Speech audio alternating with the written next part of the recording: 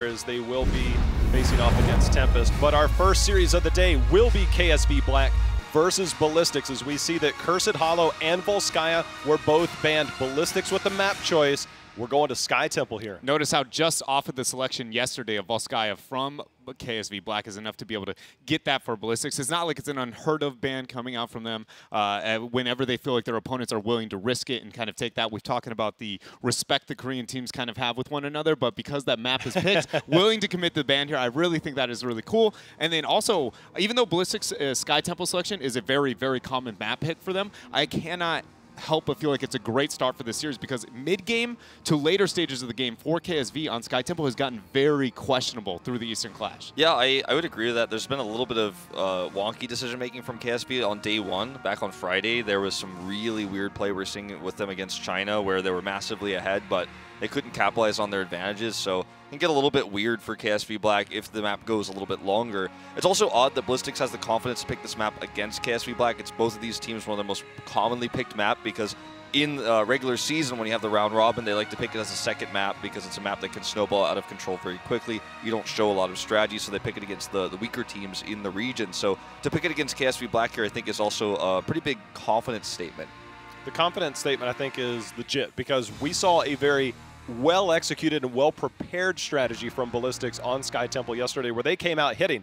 But without further ado, let's get into the draft here, as we will get things underway. And we are changing up the meta instantly as we get a first ban Uther here, Dreadnought. And so what that does is remove the Tyrael Uther common response that Ballistics is displayed in the 1-2 out of this. The Maiev ban comes in, doesn't force the auto Tyrael, but that's only capable because of that Uther ban. This is already really creative here from KSV. Go in with that Malfurion, give up the Genji and Tyrael still. You can expect probably a Tracer to follow up with this, but what else is going to be paired with it now here, Wolf? Well, it's a good question. I mean, we've seen so many times in Korea this rotation where the first pick Malfurion comes through. Wow, I did not expect Black to pick up the Hanzo. And no Tracer finally here. Yeah. That is very surprising. Does that mean it's going to commit a ban later on? Well, we've seen Tyrael, I feel like, really do well against Tracer in this tournament, because Tyraels have gotten better at timing their shields to mitigate the pulse bomb damage. Sometimes you could just, obviously it's the shield is not equivalent to the pulse bomb damage, but you could save a low health target that gets pulse bombed.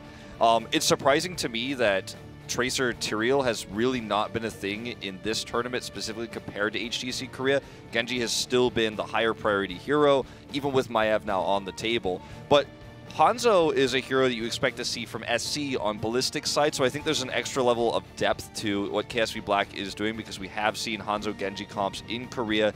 It's SC's favorite hero to play, even with the nerfs, so this feels like a smart move by KSV Black to remove it early. Dread, we've seen the Garrosh pick, but we've also seen, if we go back to Western Clash, the Tyrael Blaze. And obviously Garrosh does well to control that front line, but Blaze always has that backup option as well as the Sanctification. When we talk about Sky Temple in particular, is there maybe a priority for KSV to ban that? Or do I think so. After that Malthael ban, okay, so you see the Malthael ban indicates I want this Blaze, right? You do not want to deal with the laning mismatch of the Malthael. If you don't see that ban, it doesn't show we need this right now. And so the fact that KSV is hovering this is purely, not purely responsive, but definitely getting more confident at banning out this Blaze because of the Malthael. This starts to feel like it might be possibly our first Dahaka game. Like, with both these really strong solo laners removed, it's not a great map for Leoric, and neither of these comps really suit Leoric all too well. I suppose KSV Blacks, you could make an argument for it. But it would be really exciting to see if we do finally see Dahaka make an appearance here, if this Blaze ban goes through. The other opportunity is not a tanky melee solo laner, but potentially the Falstad as well. Wow, that is a huge adjustment to go with another support, denying both of the burst supports that exist here in Heroes of the Storm with the Rhaegar. Uther is going to be difficult for the Genji, but he does have Sanctification, not too big of a concern. So we can, again, we talked about the Blaze. I expect that to be picked up here and help compensate for the lack of burst, getting that counter momentum with the bunker. Dread, I'm gonna hit you with something, okay? All right. Ballistics played 23 games throughout the first part of Phase 1. And Uther was played 14 times, Rhaegar 6, Malfurion 2 times. That is 22 of your 23 games were played on these supports. We're seeing an Uther Rhaegar choke with a Malfurion pickup. And Stukov has been the third go-to support in pretty much all of the games of Eastern Clash when Malfurion and Uther were removed. They took Rhaegar away, which is another annoyance in terms of burst with Tyrael and Genji, obviously.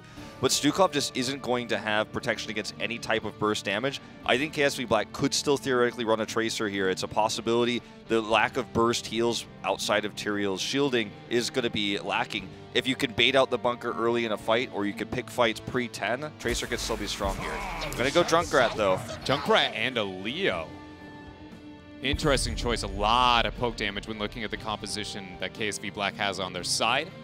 A lot of initiation and kind of deathballing clump here for Ballistics. I think it really comes down to, and one of the strategies that we saw start to unveil, because Shad back at Western Clash, we know, played a lot of Stukov, and it seemed to be the only way. You can't just walk straight towards him, right? You've got to find different ways to flank. You've got to find different ways to disrupt. You get the lurking arm down. Now all of a sudden you've got the concussion mine that can knock him back depending on Stukov's range, talent choice-wise. You've got Leoric that can come in with flanks. Garrosh isn't necessarily as worried about being silenced, and Hanzo has long-distance range. So it feels like there are some counters towards that here on the side of KSV. I like potentially just a Li Ming final pick here for Ballistics, because you can burst through Hanzo Malfurion pretty well with that. You need to find some sort of damage to empower Genji's Dragon Blades to get the finishing blows, because he can't just simply carry a fight with Divine Shield. He doesn't have that available. Stukov isn't going to have the burst heal to save him when the damage comes through for KSV Black.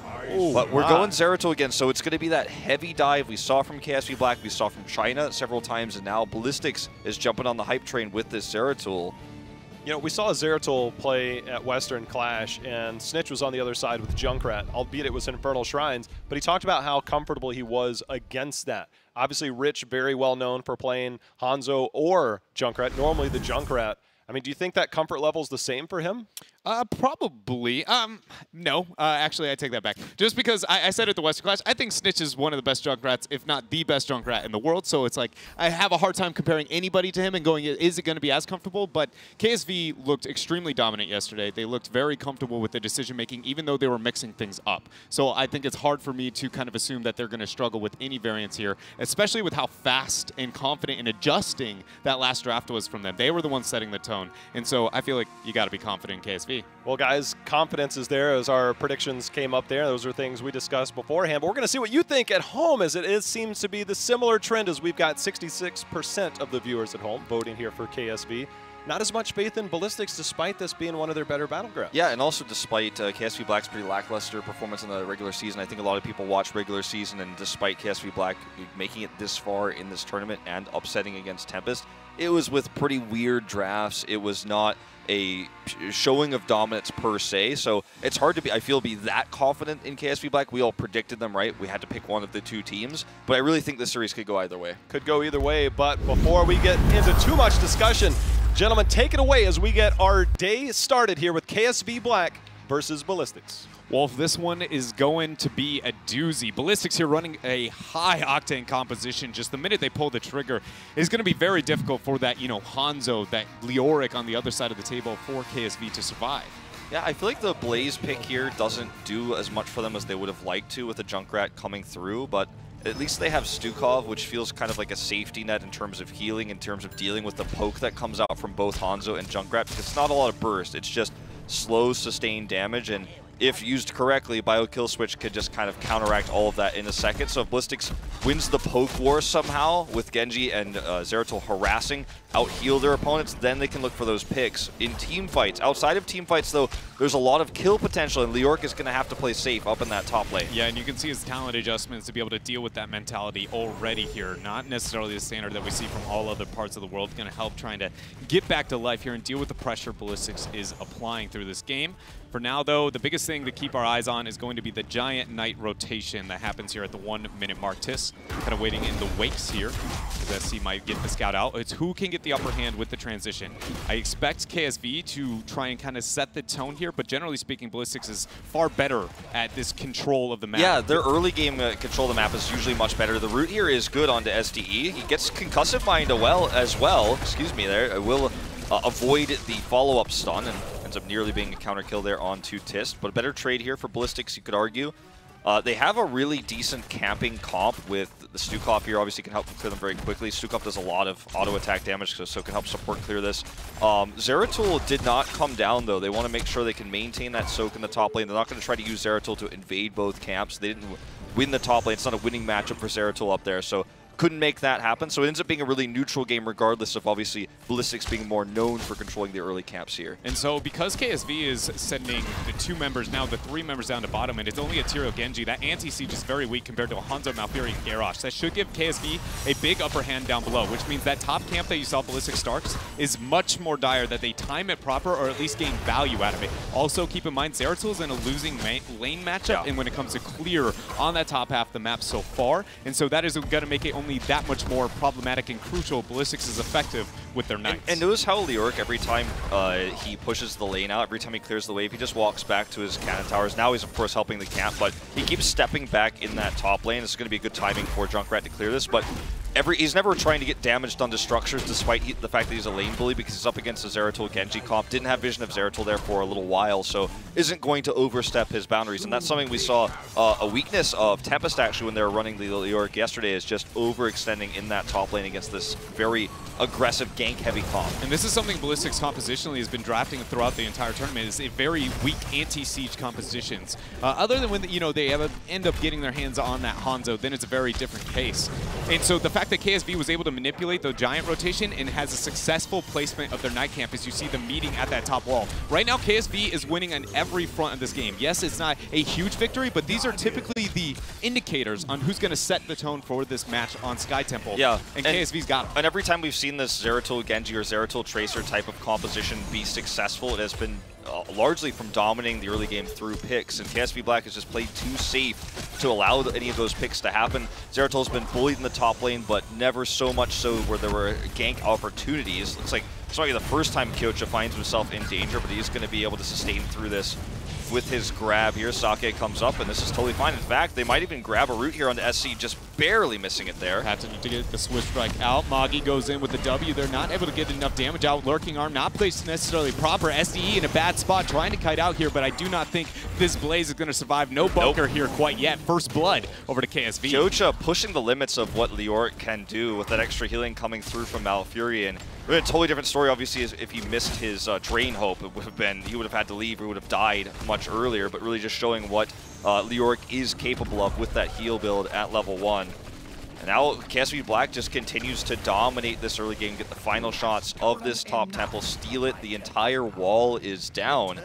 And if things continue like this, you know, they're going to have an opportunity. Oh my.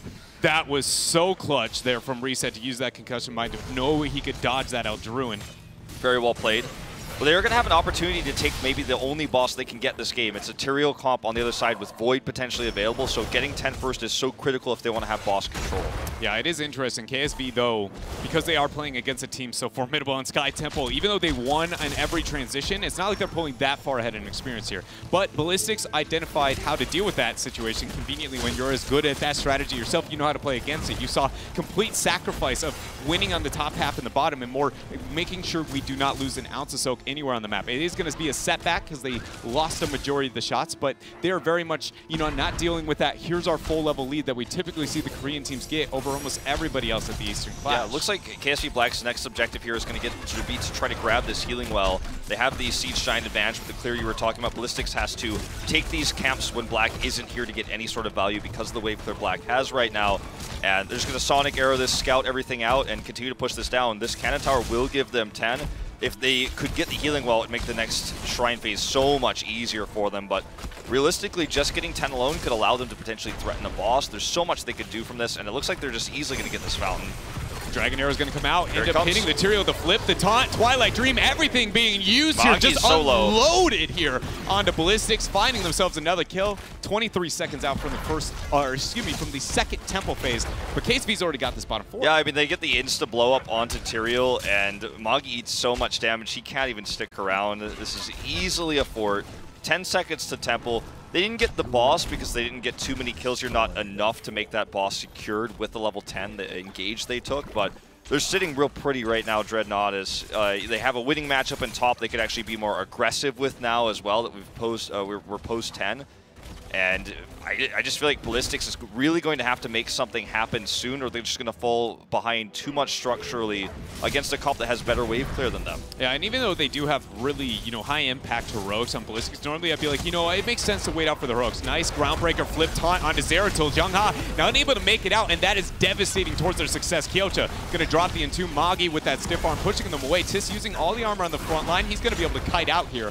KSV, they just find anybody out of position in one shot. You talk about the high impact heroics like the Sanctification, the Void, these heroics that are so useful, the Bunker, at stopping a big fight like this. It doesn't matter if no one's in position. They had vision of Tyrael in the mid lane. They knew that this was basically a 5v3 fight they could take. They jumped in, got the grab. The Bunker was nowhere close enough to save that target. So this is just really good execution out of KSV Black.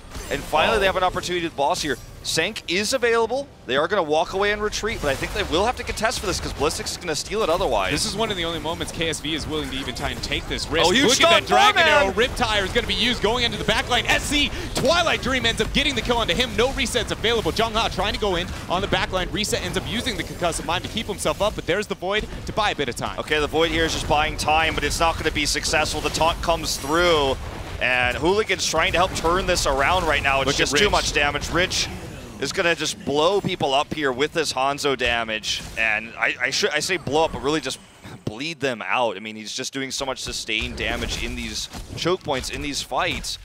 And every single engage Black has won right now, with the exception of their first pick of the game, has been quick execution using either Garrosh's toss and follow-up CCs, or in this case, Hanzo's stun, to just set up an amazing Riptire. Riptire hits everybody, and then suddenly Ballistics just has 2 low health pools to fight. They had to stay or they were going to lose the boss. At least they prevented the boss. That's one thing that Ballistics can be happy about right now, but it feels like a consolation prize because the Riptire was good and Ballistics just lost too many members. It's 5-1 currently this game. 13's up, and a massive structure lead goes to KSV Black. All forts are down. We're talking about keeps here for the next temple phase. And the thought process behind that initiation and baiting that fight from KSV was honestly one of the most clever I've ever seen in a hot minute. Because when you look at the boss control, we know that you've got to be fearful of Ballistics, but without the 13, it forces the timing. When I'm referring to 13 in particular, it's the holy ground opportunities from Tyrael.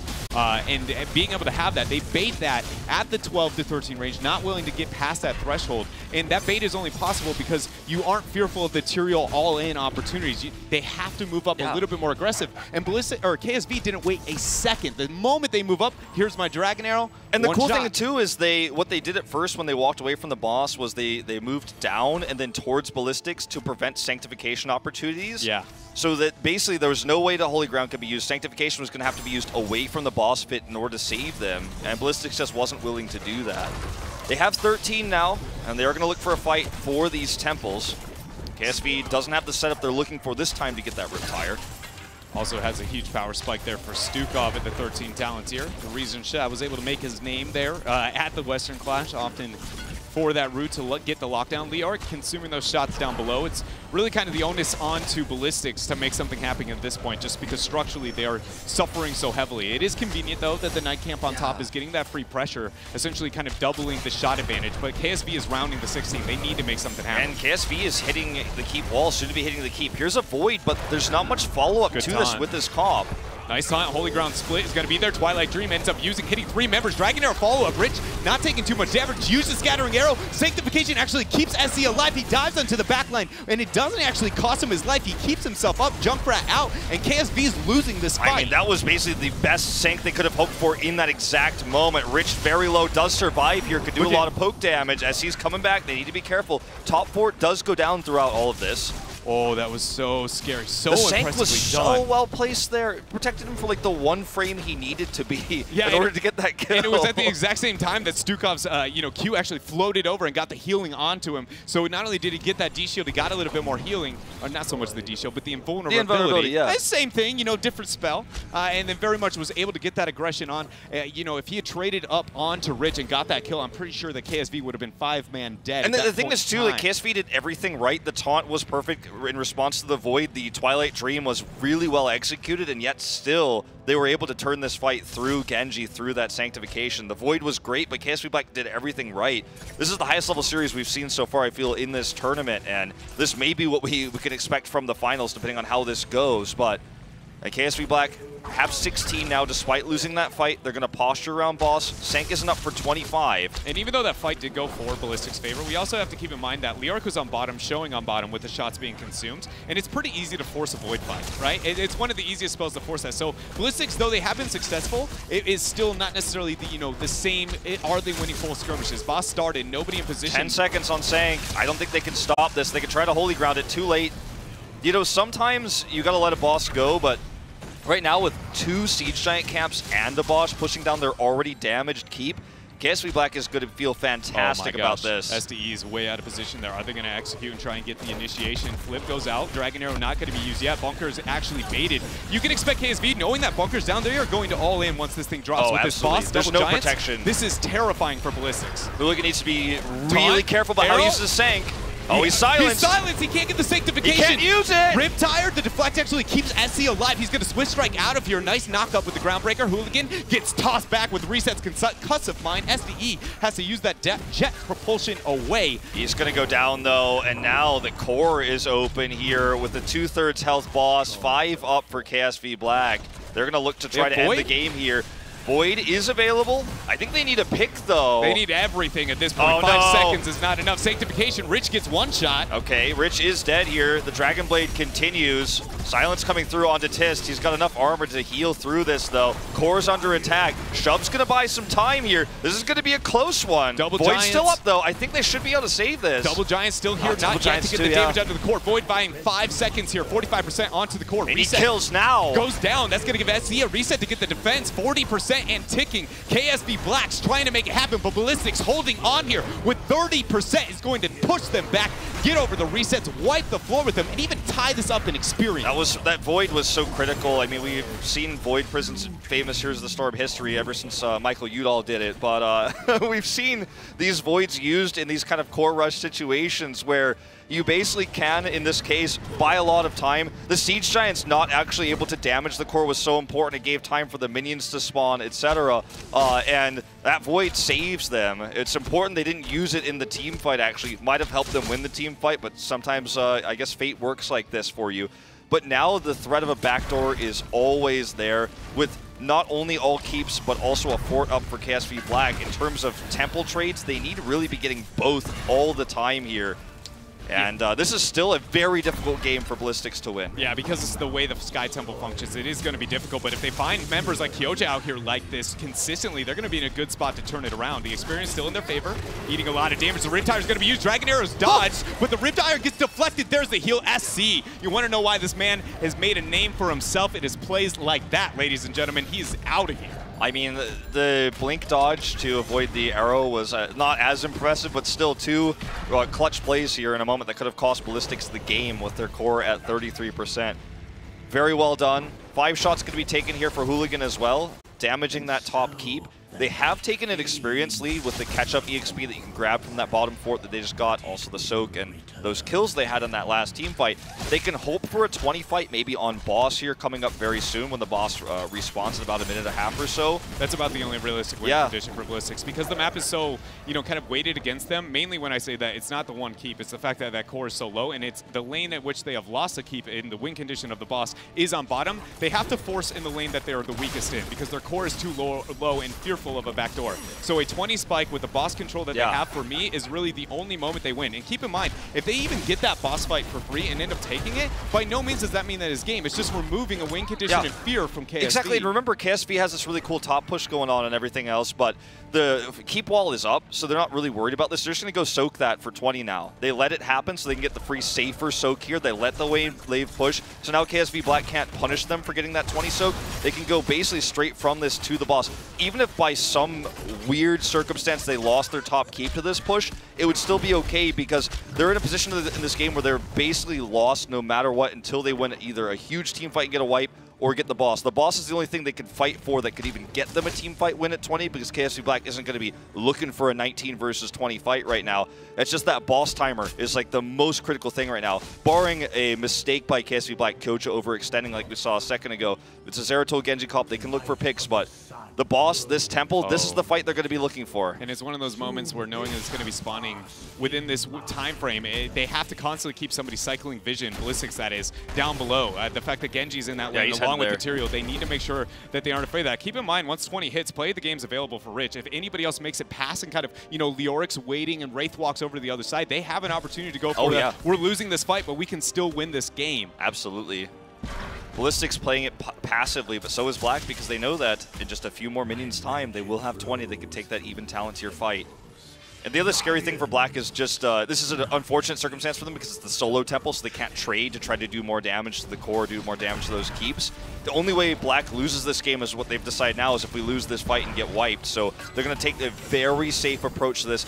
Do it as slowly as possible so the bottom pressure from those catapults starts to add up. But look at Leoric and Junkrat kind of sitting off to the side right now. Tiss is posturing up. Who can control the minion waves on mid is very important at this point in time because that controls information towards the transition down below. They end up moving up. Kyocha with the Wraith Walk here. Not going to pull the trigger yet. Look at Jung Ha sharking up above. Yeah, if they all come in clumped up, he's going to go for a big void. He's getting a flame. He's looking for it. Kyocha sees him, no doubt. He's going to get the reveal there with the skeleton swing. Going to teleport out. Not much to be gained nor lost here. Shots consumed by Ballistics.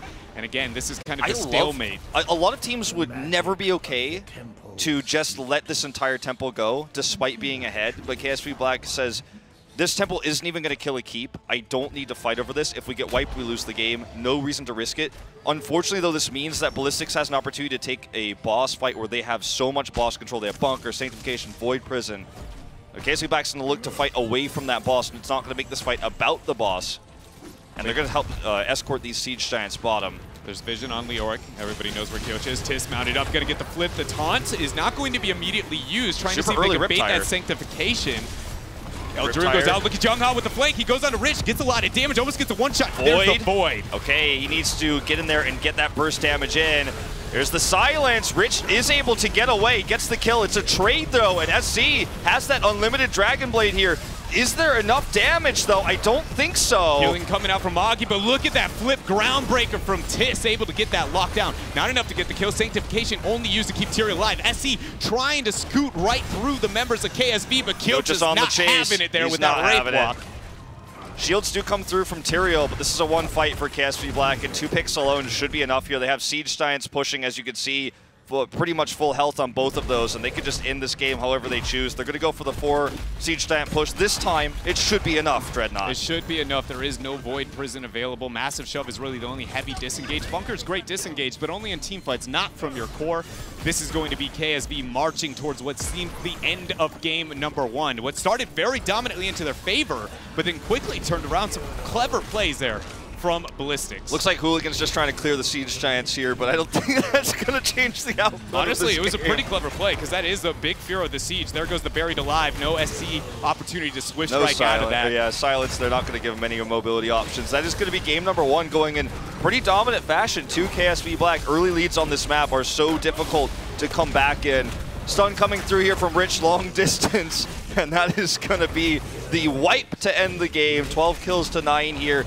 Ballistics, despite having the composition that's better for boss control and better for some of these team fights with the Sanctification, the Void, they got outpoked by KSV Black, and KSV's early game picks, their quick snap execution when they had positional advantages, that's what won them this game.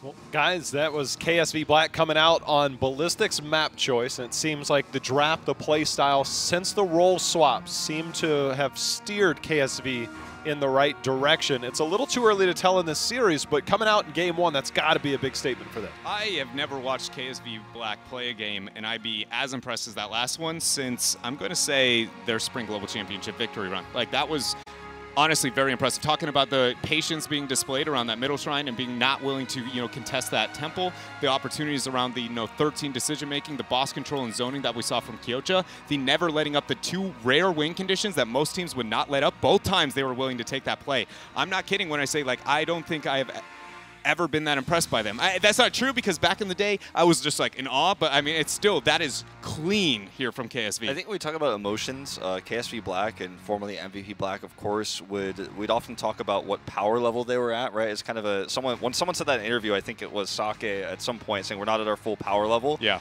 And so the question always became like, which KSV Black are we looking at today? And I think people were asking that question for this tournament because they came in as 3rd seed from Korea, which is super rare. It's either 1st or 2nd for this team in all of their history. And I feel like when you go to those role swaps and we talk about how this new kind of roster is working for them, it feels like everyone's playing the heroes they want to play, not the heroes that they were necessarily best at for most of their careers. And I think that adds this level of enjoyment to the game. Like, Rich finally gets to play the character